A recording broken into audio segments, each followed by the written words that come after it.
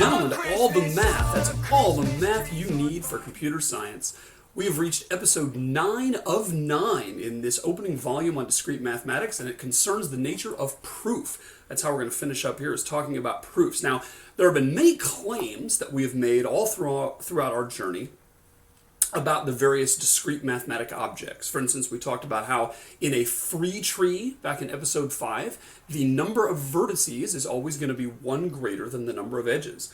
We said that if you take the probability of the intersection of 2 events, that is never going to be greater than the probability of each event on its own. And similarly, if you take the probability of the union of 2 events, the probability is never going to go down as a result of doing that. We talked about the 2's complement scheme and how if you perform a 2's complement addition and you get the carry out being different than the carry in the leftmost place, then you're going to have overflow. Otherwise, you're going to have an answer that does in fact fit in the bounds that you have. Now, we stated all those things.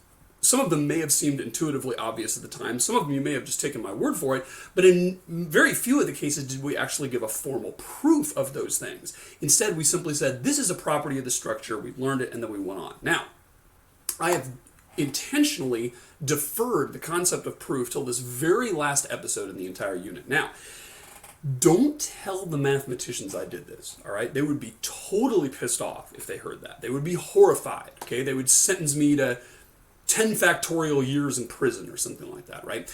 And that's because in mathematics, the notion of proof is a central one. And in fact, many people would say that the business of doing mathematics, the activity of researching theoretical mathematics and coming up with new discoveries, really is, in many ways, the art of forming proofs. In fact, the place that the proof holds as a concept in mathematics is very similar in its primacy to the place that the program holds in computer science. Now, is computer science more than just programming? Yes, it's far more.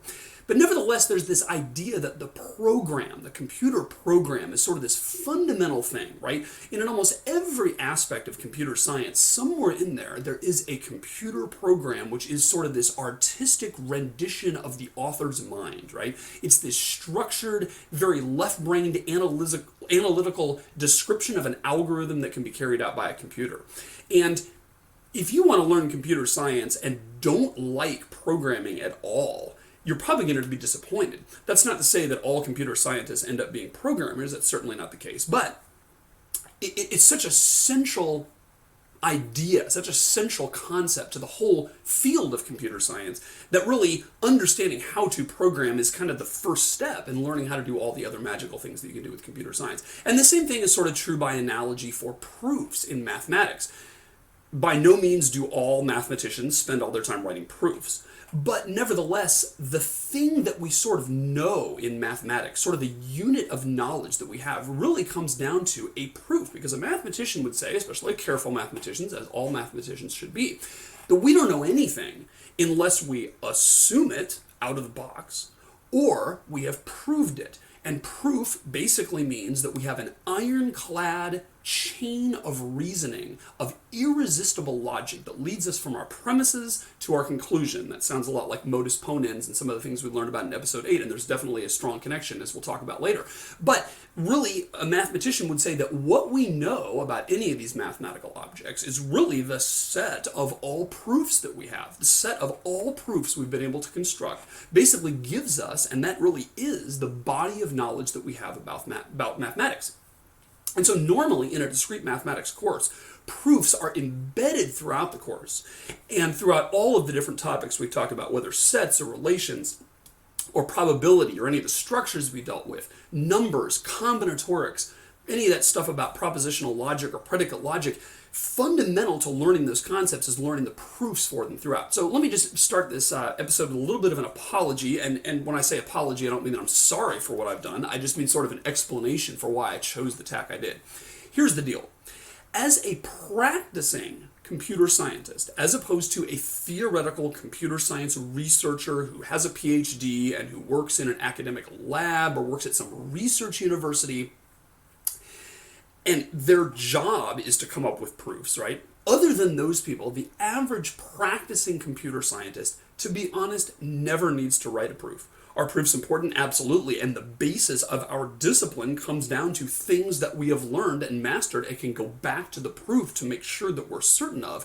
But in terms of just a day-to-day activity, it just never comes up. So I'll just give you a little biographical example, right? So before I went back and got my PhD, I had my master's actually in electrical engineering, and I went out and did software development for about 7 years before I went back into grad school to get my PhD.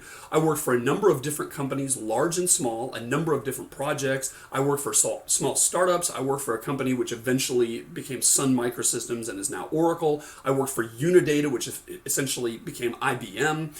There's a number of different experiences I've had. I even owned my own software development consulting firm with a companion of mine in Colorado. And in all those things, I had a lot of different experiences, wrote a lot of different programs, wrote a lot of code, saw a lot of code, worked through all aspects, all phases of the software development lifecycle, built projects big and small. Okay, so I'm telling you this to tell you that I had a pretty broad level of experience before I went back to academia, right? Did I work for every single company? No, but I think that I kind of had a pretty good representative feel for what computer science careers are like, right? And in all that time, in all those experiences, I wrote this many proofs, okay? I wrote 0 of them because it's just not something that comes up. What you're doing in computer science most of the time is you're building something, right? You're building an application, or you're building some code that allows you to analyze some data and get knowledge into it, right? Coming up with proofs about things is something that's certainly very important, and there are people in the world that do that. And if you're interested in that, I certainly encourage you to look into that field. Most computer scientists, though, and when I say most, I mean 99+%, are never going to have to write a proof in their life, which is why I feel like a course like this, aimed at practical computer science practitioners, is better served by not muddying the waters by talking about the concept of proof. Because when you're dealing with something like binary search trees or 2's complement numbers or endo relations that are reflexive and antisymmetric, having to spend some of your neurons on the what is the proof for such and such, I found in my own schooling that was kind of a distraction to understanding the mathematical object itself. And so what I've done in this unit is I basically said, let's do a survey of all the important kinds of mathematical objects that come up in discrete math for the computer scientist, and let's figure out what the main properties there are, and let's kind of flesh out what the implications of those properties are. And then I've deferred to the end the concept of how we can prove beyond any shadow of a doubt what those properties are. So that's the reason I did this course this way. It's an atypical approach. I hope that you've found it useful. All right? So with that, let's talk about some of the different kinds of proofs. And just in this opening segment, we'll talk about the simplest kind, which is known as a direct proof. And we already saw some of this at the end of episode 8 when I talked about drawing conclusions, right? And I talked about modus ponens and modus tollens, and I talked about the disjunctive syllogism, where if you have A or B, and then you learn that A is not true, then that must mean B is true, right? Because one or the other has got to be true. Various things like that, right? A direct proof is kind of the most basic kind of proof, and what it means is starting from some premises at the outset, and normally we call those axioms or postulates. You'll hear both words used. And basically what that means is the set of true things that we accept as truth that are beyond dispute when we begin the proof. So we start with some knowledge, and the reason is that without any knowledge, you can't even get off the ground, right? At the very least, we're going to start with our rules of logic, things like modus ponens and modus tollens, right? Things that we know are legitimate and valid and dependable forms of reasoning. And then we're also going to typically start with certain things that are axioms or postulates, which are things we just take for granted, right? You may remember from geometry, one of the things you learned about was undefined terms, right? And they talk about a point and a line and a plane and stuff, right? And then you end up defining things like, congruent triangles and all that kind of stuff. But when you define everything in terms of something else, and then you define it in terms of something else, and then you define it in terms of something else, eventually you get to some part which is kind of your atom of starting logic, right? You have to start with something, otherwise you can never even get started. You have to sort of be able to bootstrap your system of knowledge, right? And that's essentially what an axiom or a postulate is. It's like, this thing is so basic that we're just going to take for granted that it is true, and then we're going to use those axioms and postulates and discover a train of reasoning where you can say this, therefore this, and this, therefore this, and this, therefore this, and this, therefore the thing that we wanted to prove. So every proof is essentially a trail through that forest saying, if we know this and this, then we can conclude this is true and this is true, etc., and we end up having a proof. And the proof is essentially that sequence of statements that someone could look at and say, if I had any doubt about the thing you're trying to prove, I could start with these postulates, which are just beyond denial, right? I would never dream of denying one of these axioms because they're so fundamental. It's like I can't even trust my brain to work if I denied that, right? And I'm going to go step by step through a chain, and if I agree with every single statement that you make, that it follows from the preceding ones, I can't help but irresistibly agree with your conclusion, okay? If you go back in the history of philosophy, you've probably heard of the Socratic dialogues, right? Socrates was, baffling some of his friends or adversaries in ancient Greece, and he would do this, right? He would say, well, what about such and such? Doesn't that lead us to this conclusion? And they would say, yes, it does, Socrates. And then he would say, and then from that, what does that tell you? And they'd say, well, that tells us something else, Socrates, etc., right? And by the time he got to the end, then you'd realize, wow, this thing that you never would realize was true just by looking at it actually is, because it comes from this irresistible train of logic that is irrefutable, right? And there were a lot of people actually in ancient Greece that suspected Socrates of pulling the wool over people's eyes, right? They said, well, if you're just a little bit off on a few of those steps, you're going to have this sort of accumulated error over time, to the point where at the end you're going to come up with some outrageous conclusion that you think you've proven, but really you sort of, gradually drifted from the truth along the way. And so, one of the things that we have to be able to do in mathematics is make sure that every single step in a proof is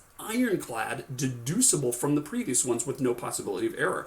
And the famous proofs that have come up always, as soon as they come up, like you probably know Fermat's last theorem, that was proven in 1994 by Andrew Wiles. Many decades and decades of work went into that, fruitless, that they could not find a proof of Fermat's last theorem. When Andrew Wiles finally came up with it, the 7 or 8 mathematicians in the world that could actually understand his proof put it under intense scrutiny and made sure that every single step could in fact be derived from the previous ones. And actually he had to go through a couple of revisions before it was finally accepted by the mathematical world that yes, Fermat's last theorem has been proven, because every single step in that long chain of reasoning has in fact been proven. All right, so let's look at an example of a direct proof. There's several. Let's do one just based on this logic idea that we did last unit, right? I'm going to put some facts up here, and really you can think of these as the axioms, right?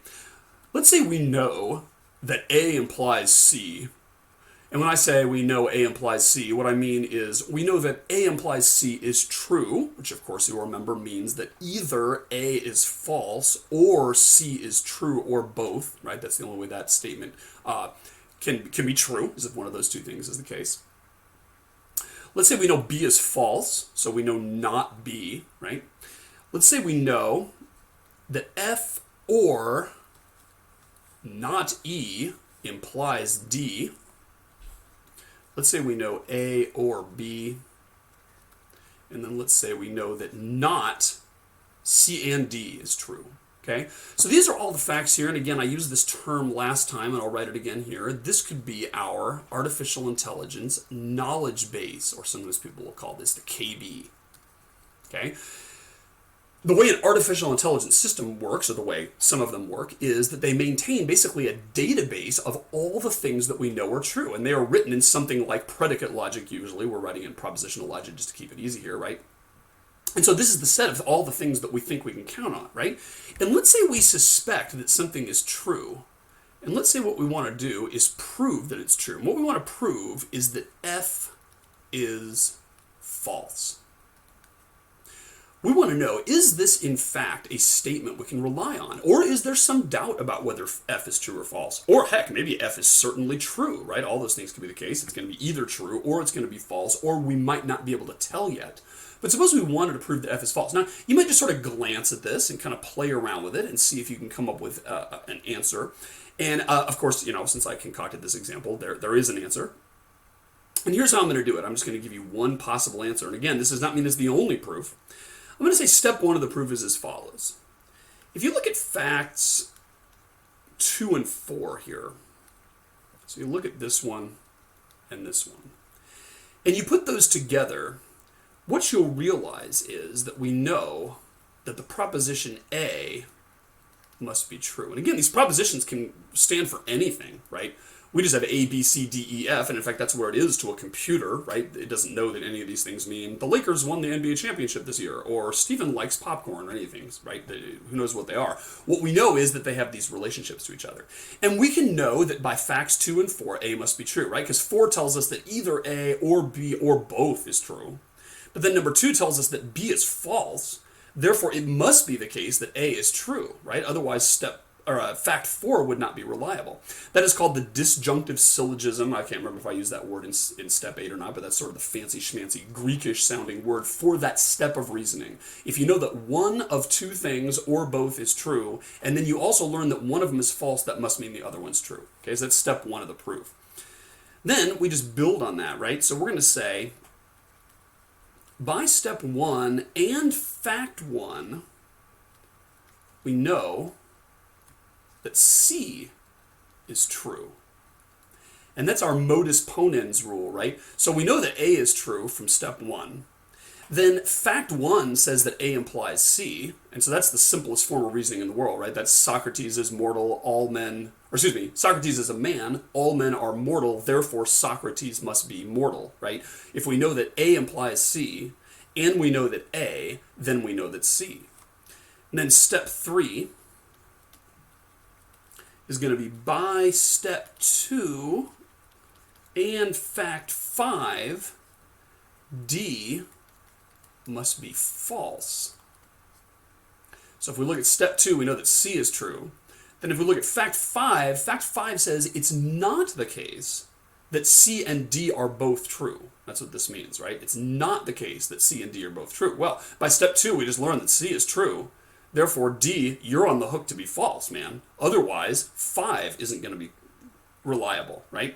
And so that's actually a disjunctive syllogism again, and you combine it with De Morgan's law, really, is what you do to get the not part with the and instead of the or, okay? But that proves that that D must be false. Now, step 4 is going to say then, this is really our last step, by step 3, if you combine that with fact 3, we learn that F must be false.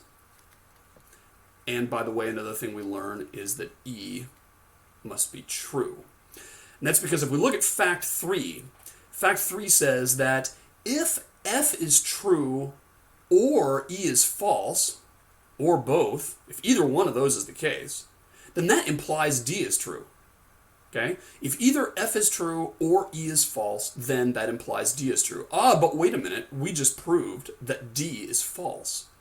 Therefore, it must not be the case that F is true or E is false. The only way that fact 3 can be the case, since we just learned that D does not, in fact, turn out to be true, is that both these things have to be the case. F has got to be false, and E has got to be true, otherwise that can't turn out to be the case, right? And so we just proved, therefore, F is false, completing the proof. And often you'll see this sign, you'll see these little 3 dots.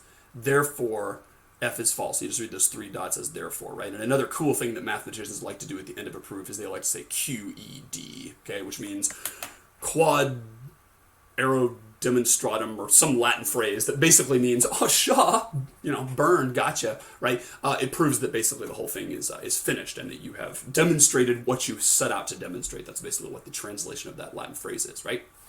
So you can see that finding a proof is essentially finding a chain of reasoning, right, based on previous things you know. It's also kind of an art. It's also kind of a puzzle. It's sort of like a Sudoku puzzle, right? You're kind of looking at it and saying, well, let's see, if this is true, then that doesn't really get me anywhere. But what if this is, but that, and then you kind of put the thing together and you can kind of find an ironclad reasoning, right? Notice also that a proof is very brittle, right? We had 4 steps in that proof. If any one of them was wrong, if I had made a mistake in there and said, that doesn't mean, B ends up being true. It means B ends up being false. No, right? Made a mistake. The whole proof is bogus, right? All bets are off. It's not like a little bit suspect because of that mistake. The whole thing is broken because it's only as strong as its weakest link, okay? So the art of finding a proof is essentially the art of kind of finding ways to combine different things you know and saying, I know this is true, and then if I combine that fact with this, I can end up getting something else, and you end up getting something that's true at the end, right? Now, not all proofs deal with, propositional logic written like that. Oftentimes, proofs are written in natural language, like English, right? And they involve sort of, just sort of an intuitive set of reasoning steps, right? So let's look at a proof like that. Let's say I want to prove this. I want to prove that the sum of any two even integers is even. So we want to prove that hypothesis, right? And, if you play around with it, you'll see that's true, right? If we have 4 plus 6, that ends up being 10. Okay, so 10 is even. Great. Well, what if we have, 8 plus 0? Well, that turns out to be 8, which is even. What if we have, 18 plus 36? That ends up being 54, I think, which is also even, right? So if you take the sum of any two even numbers, you're always going to get an even one. And by the way, just as a meta point, I would always recommend that you start by just playing around with examples. Whenever you want to prove something, or whenever you suspect something is true and you want to see if it's true, play around with examples just like you did with combinatorics, right? Work out some of the combinations, and then you'll be able to figure out how many combinations there are, because you'll see the pattern. That's how I always start, and I think that's a very practical way of starting, okay? So here's how we're going to do a proof. This is one way to do it, right? Take any two even integers, and I'll call them A and B. Okay? And this word's actually important. I'm going to come back to that. Take any two even integers, A and B. It's not that we're assuming that there's a particular two or that there's some special property about the two that we're choosing. We're going to allow ourselves to freely choose any two integers, and we'll call them A and B, right? Okay, so then we could write A as 2 times some other integer. We'll invent a symbol C here, right? And B equals 2 times some other integer. We'll invent something called D, right? For some integers, some pair of ints C and D. And that's really just the definition of even, right? If A is even, then it is twice some other integer, right? 4 is twice 2. 6 is twice 3. 18 is 2 times 9. 36 is 2 times 18, right? So no matter what even integer you pick, you could express it as twice some other integer. Okay, so then write A plus B, that's what we want to know, is that the sum of any two integers is even. So we could write the sum of those two integers we have as 2c plus 2d, right? Because we're just going to substitute 2c and 2d for A and B, right? Okay, and then if you do the some elementary algebra here, including the distributive law, we can factor out the 2 and we get that. That's 2 times c plus d, right? Now this is exactly twice some integer, because c plus d is certainly an integer, right? If we take c and d, both of which are ints, and we add them, we're going to get some other int. That is one of the axioms that I'm depending on here, right? Is that any two integers, you can add them up, you get an integer. If I take 59 plus 37, I'm not going to get 108.62. I'm always going to get an integer, right? So since I did this addition here, I ended up with 2 times some integer. And that, of course, is an even number. Therefore, A plus B is an even integer. Therefore, the sum of any two even ints is an even number. Why do I know any? Because when I started out back up here, I allowed myself free rein to choose any two integers. I didn't start off by saying, well, let's pick a particular two and then work out all these logical steps and then make this audacious claim that it's true no matter what integers I pick, right? It's actually really key. Actually, I meant to say any even integers, right? When we started off with A and B, we said let them be any even integers, not any integers at all, right? Now, the reason I say that is because it's very easy to get distracted. It's very easy when you're putting together the mechanics of the proof, right, and wiring it all together. This plus this gives us this, and then combine this with this, get us this. It's easy to sort of lose track of some of the foundational assumptions, right? And when we get to mathematical induction, that's especially going to be the case. But all I've done here is said start off with any two even integers. We know that no matter what we pick, we can express it as 2c and 2d, and then the rest follows, right? And you end up getting a proof. Now, a couple things here. One is that clearly it's the case that there's multiple proofs possible for something, right? I mean, I'm not at all claiming this is the only way to prove that the sum of any two even integers is even. There's undoubtedly many more, right? And that's simply to say that if you start with all the axioms we might start with, there's many different ways that you can end up getting the proof. It might be the only one, but I doubt it, right? It's also true that, every step along the way requires you to sort of believe me, right? I sort of have to say, now this tells us that this is true, right? You agree? You get that, right? I have to sort of get you to agree by using your insight and your intuition to say, oh, yeah, okay, that follows. I can't deny that, right? Now, there's an interesting thing about that because at the early part of the 20th century, there was actually this big push for completely automated reasoning. What they wanted to be able to do was come up with a system whereby there wouldn't need to be any human intuition on the hook there. We'd be able to say, based purely on just typographical manipulation of symbols, we can prove anything we need to prove. And it doesn't require a human to say, oh, wait, why do you say that? Okay, I get it. I get that step now, right? It doesn't require leaning on that because people said, well, human intuition, maybe what's clear to one person isn't clear to another. And, no matter how small you break the steps down, there's always the chance that someone's going to say, oh, yeah, that follows, but then be fooled because it doesn't actually follow irrefutably from the premises, that particular conclusion in that step, right? There's all sorts of worries there if we want to make sure that our reasoning is ironclad. So there's this big push to make completely automated reasoning. And there's a famous book by Bertrand Russell and Alfred North Whitehead called Principia Mathematica, which was essentially a way of saying, let's boil all that we know about number theory down to steps that are absolutely irrefutable because they simply follow from manipulation of essentially strings of information. So there isn't any insight necessary. We can simply prove everything we want to be able to prove, basically so that a computer could do it, right? And the idea, and this was a lofty idea, which was going to be totally awesome, is we could say, hey, once we've got that system down, we could feed a computer into its knowledge base all the axioms that we know about numbers. And then we could just say, go, computer, start proving stuff. And it would start from that and just start combining axioms and combining axioms and combining axioms, and it could eventually get to any possible thing that is true. We could end up proving it. And it was like, wow, we could learn everything there is to learn without even having to work that hard, right? Without even having to break a sweat, and without having to worry that our reasoning is wrong somewhere, simply by letting the computer go. Okay, that was a totally awesome idea, and people were all excited about doing this. David Hilbert, one of the pioneering mathematicians of the late 19th century, early 20th century, set out that as sort of, a goal. One of the biggest goals that would be one of the biggest triumphs of humankind if we could ever achieve that. Problem is, there's this guy named Kurt Gödel, who is a mathematician, researcher who came up with a lot of brilliant stuff, and he blew a hole into that in the 1930s by proving this amazing theorem, which now goes by the name of Gödel's incompleteness theorem.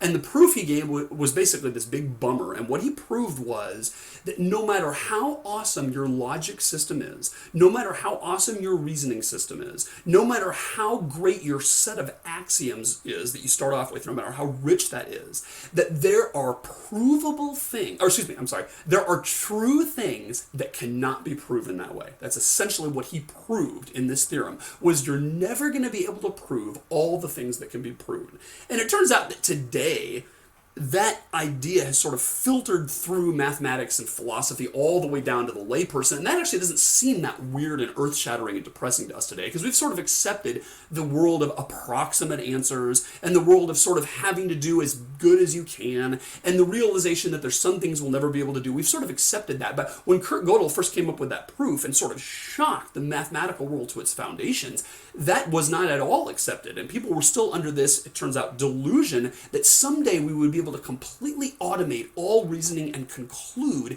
with our computer program that we could just set C3PO to work on it. All the things that were possible to ever know, we can learn that way by simply letting that computer program go. And it turns out that that's not the case. That there are limits to human reasoning that fundamentally can never prove all the things that are true because they are simply unprovable no matter how awesome a system we come up with. Fun fact. Before we leave this, I just want to give you a little analogy here. One thing I've always been reminded of when I talk about proofs is this game you may have played. It's called Word Ladders, or it goes by other names. Actually, Lewis Carroll, who wrote Alice in Wonderland, came up with this. And the idea is you start with some English word, like warm, and it's funny, if you look this up on the web, there's all kinds of funny examples that are pairs of words that kind of go together. The question is, can you go from warm to cold simply by changing one letter at each step? So we might say, all right, let's start with warm, and then let's go to wart, because that's also a valid English word, and we changed M to T, right? And then we could say, let's change this to Walt, maybe for Walt Disney. Then on the next step, we'll go to wilt. Okay, so it looks like we're doing pretty good here, right? Because we started with an R there, we needed to get to an L. and we've achieved that, right? Now we could say, well, what about wild? Okay, so wild is a word, and hey, now we've got the L and the D. Problem is it sort of peters out there, right? Because you're like, wild, let's see. Can I go to wold? Then we're right next to cold. Oh, no, can't do that. What about, can we change to kiled? No, because that's not a word, right? Turns out this ends up being a dead end. And you can't get to cold that way. And you'd have to back your way out and find another solution. And one of the solutions, again, I don't claim this is the only one. You could go from warm to worm to word to cord to cold, baby. QED. Therefore cold, right? This is just like a proof. We start from an axiom, something that we accept, and we changed one letter at a time, and we end up getting to cold. So we can go from warm to cold by only changing one letter at a time. And really, finding a proof is kind of like finding some meandering path through the space of all words that ends up getting us an answer, right? Try another example here. What if we start with the word black, and we want to get to white? That's pretty amazing that you can actually do that. I mean, those seem as far apart as they can get, and now it's 5 letters here, right? But there actually is a path. I'm sure there's more than one, probably. Let me give you this one. Clack. That's a little bit of a stretch, but that's a word, meaning the sound, clickety-clackety-clack, right? Then we can go to crack. Now, it doesn't seem like we're making much progress here, right? In fact, it seems like we're kind of on the wrong track. And I say that because we haven't gotten any closer to white, right? We managed to change that letter and that letter, but big whoop, right? Neither one of them, we made it be a W or an H. And that's just to show that the nature of a proof sometimes requires a little backtracking. Kind of seems like a trick to do this, right? We can't just do it in a trice. That actually is a word. In a trice is a phrase which you may have heard of, which means immediately, right?